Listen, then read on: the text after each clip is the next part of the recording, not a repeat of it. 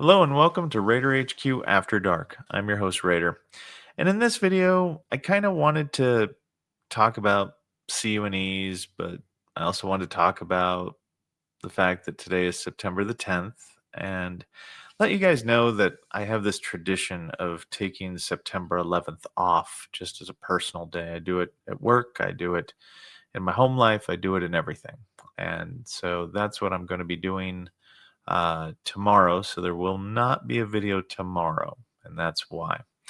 But yeah, I just kind of wanted to talk about clear and unmistakable errors, and I wanted to just kind of off the cuff talk about it. I don't want to go too deep into it, other than to say, kind of, what is a clear and unmistakable error in terms of your claim, right? So typically, what that revolves around is we're proving something, right? Like most of the time, a clear and unmistakable error has to do with you were denied service connection. However, a key piece of information that was um, present at the time of the rating decision would have changed that outcome and made you, had it been reviewed either by the examiner or by the rater, it would have changed the outcome of your rating decision in a clear and unmistakable way to where they would have granted it, right? If they denied you for, like, let's say a presumptive condition. So you were denied for a presumptive condition because you didn't have a current diagnosis. However, you submitted like private medical records with your original claim in which you show that you have a current diagnosis for that presumptive condition. That would be a clear and unmistakable error because it's presumptive, there would be no debate as to whether or not the rater or the examiner or anybody else that touches your claim would have came to the exact same conclusion. Now, that is the easy CUNE. The hard CUNEs are whenever you get to the point of you have that same scenario, but let's say it's for direct service connection that, you know, they, the examiner said you had no diagnosis, you had an in service event, and they said that there was no medical nexus because you didn't have a diagnosis.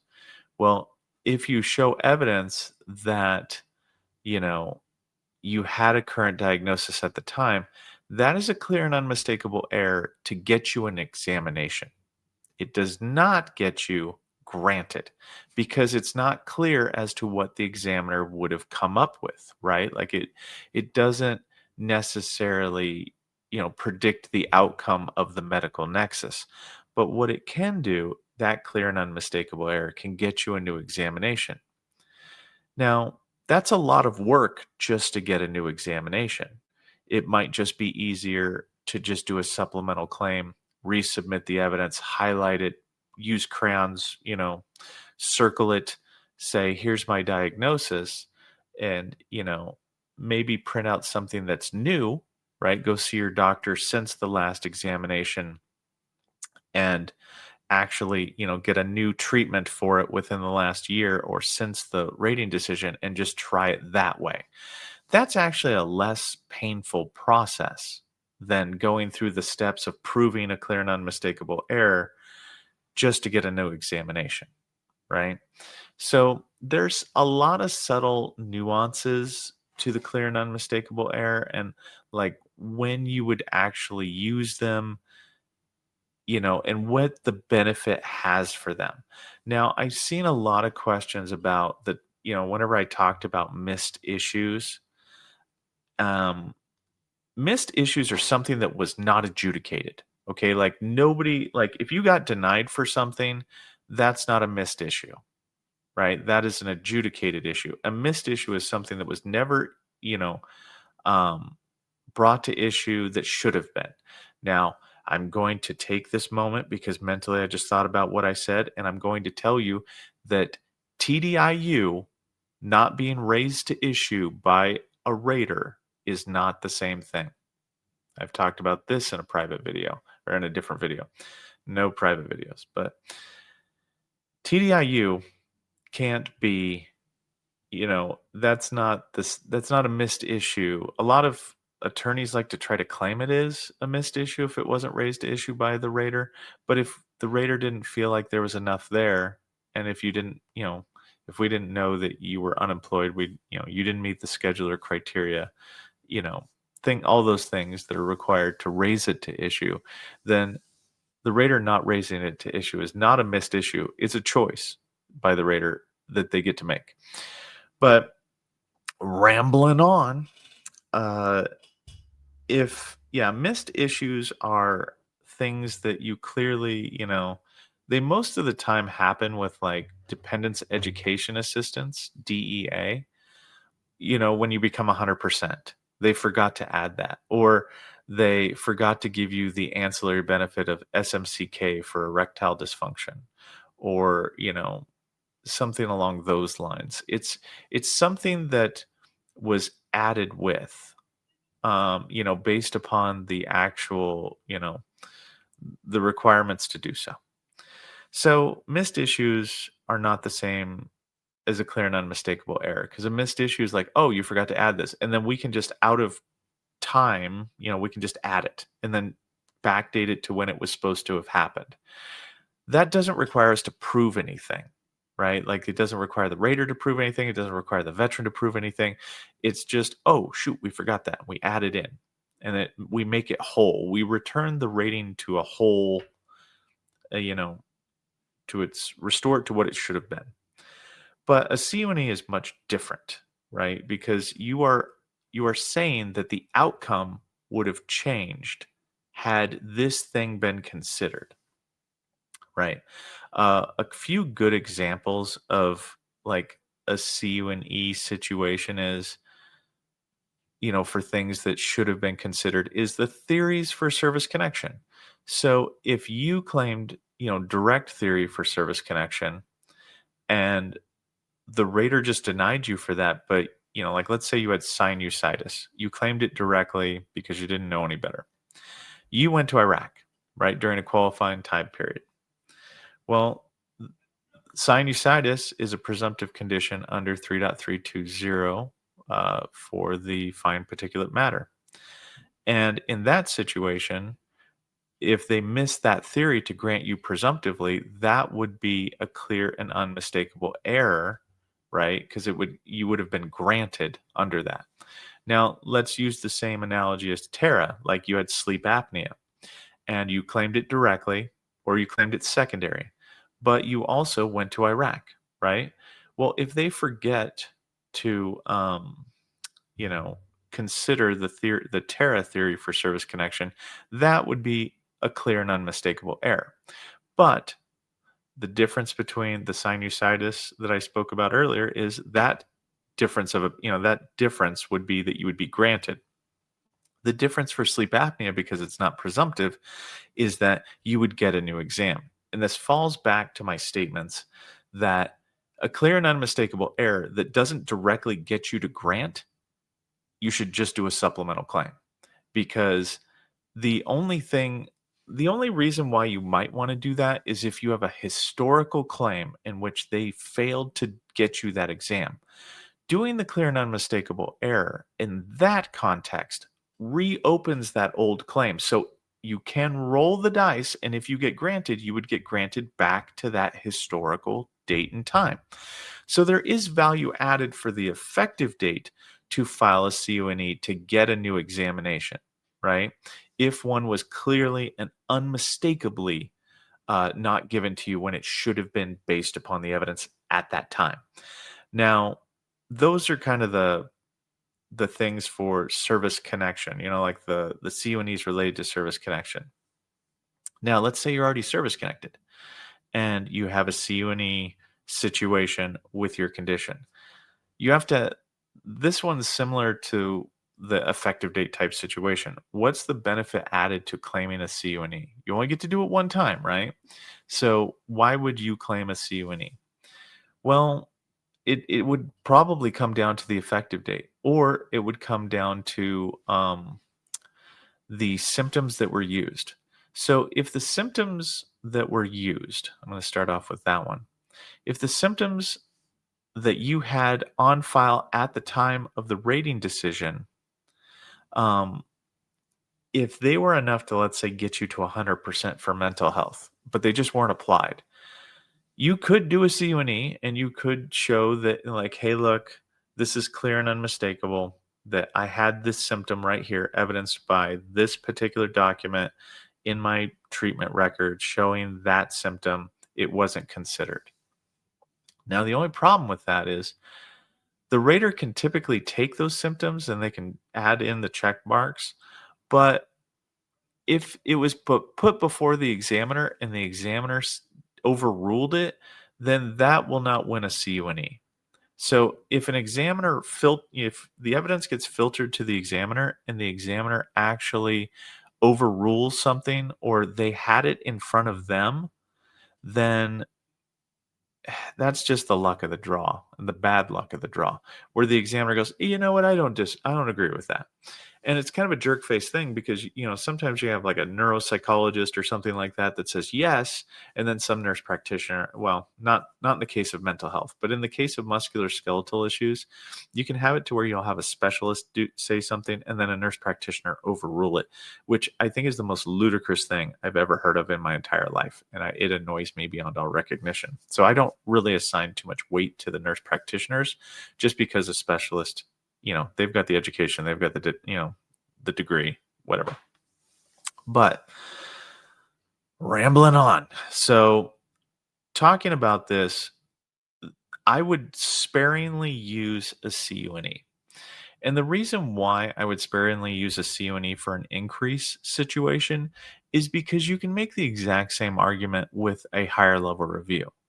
And that's kind of what the higher level review is for if you can point to something and say, hey, look, they didn't apply this. You have a much less, and this goes back to my other video where I was talking about how like the easier way to sometimes, resolve a CUNE is through a higher level review. The increase is typically that situation, right? If you're talking about, getting service connected itself, there's value added to doing a CUNE over, let's say, like a higher level review, because you can go back in time and reopen that examination. The same is true for a higher level review, though. If you can point out in your informal conference about, like, let's say, you got denied in 2019, or no, not 2019. Let's say you got denied in 1976 for, let's say, spine condition, right?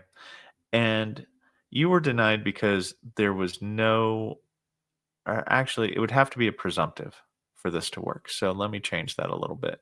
So you got denied in 1974 for diabetes due to Agent Orange exposure, and you did not have a diagnosis of diabetes. That's why they denied you. And then, pardon me, you file in 2019. Let's say you get service connected for it. You got a diagnosis. But come to find out, you actually had a diagnosis in 1969. It just wasn't reviewed. Well, what the best thing to do in that situation, you could do a CUNE for it, right? Which would be fine, but it requires a lot of upfront work on your part. However, what you could do is you could do a higher level review on that recent grant, ask for an informal conference, and just point the fact out to the DRO that, hey, look, uh, yeah, I was diagnosed back in 1969. Here's my records that were of record at the time. Because all you need, actually, you don't need the records to be of record at that time. You need the records to be dated at that time. So they can actually go back, the DRO can call a CUNE and give you the earlier effective date and potentially grant you all the way back to 1969 because you met criteria for the presumptive condition. Now, I have to say this, and I'm going to go to my little banners here. Very important is that this works for presumptive conditions, okay? If your condition requires a medical opinion, then the outcome is not certain. It's not undeniable, right? So you can't do this with something that requires a medical opinion. However, if you had like hearing loss in 1970 and you had a diagnosis in 1970, but they denied you because they had a difference of opinion, you could go back in time, right? And say, well, okay, but I should have been granted under 38 CFR 3.309A for the chronic disability because it was diagnosed within a year from my release from active duty, and the exam was done within a year from my release from active duty, and the exam said that I had a diagnosis. I should have been granted for that. That is also a presumptive situation that you could do, like a claim and then do a higher level review after it, trying to get the earlier effective date.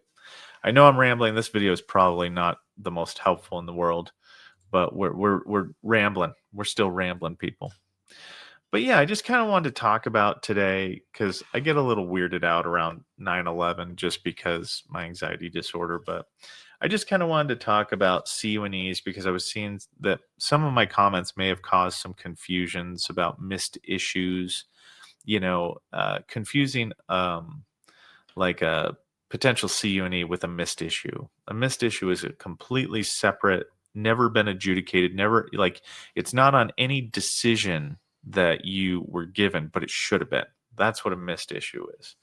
And then just mostly CUNEs kind of, talking about like if a medical opinion was required to come to any kind of conclusion to grant, then yeah, you can't use a missed issue type situation. Or well, jeez. Wow. Okay, never mind. If a medical opinion was required for the outcome, a CUNE cannot necessarily be called on it if it was like missing an element that was actually there. What would happen is you would get a new examination, which is not necessarily a bad thing, but I'm kind of a is the juice worth the squeeze type situation. I like the path of least resistance. So I sometimes like to do the higher level reviews. If I can point to something and go, hey, look, I did have a diagnosis. It was back then. And then that way, the DRO get you a new examination. And then if you're granted, you know, it can potentially open up that old claim. But that's subjective. So don't hold me to that one. So if you had like a higher level review and it causes a CUNE that goes back in time, the we can't re-adjudicate old things like that because that would be a duty to assist error. So I don't know. But it's a very complex topic. I know I'm not really in the manual and I'm just kind of droning on with you guys, but I did want to just kind of talk about, CUNEs, missed issues, and just ramble. But anyway, that's about all I got for you guys today. I am going to be doing another video probably Friday. Medications as an intermediate step. I was going to probably go into that a little bit more because I've seen a few videos about that. I might also go into a video about the disposition of raters towards your claims. Just kind of talking about like undoing some of the myths associated with that. And if you stuck around this long, I'd like to apologize for the overt construction that is happening next door to my house. That's driving me nuts. They're building a new house next door, so I've got everybody over there just doing everything that they want to. But anyway, that's about all I got for you today. Raider out.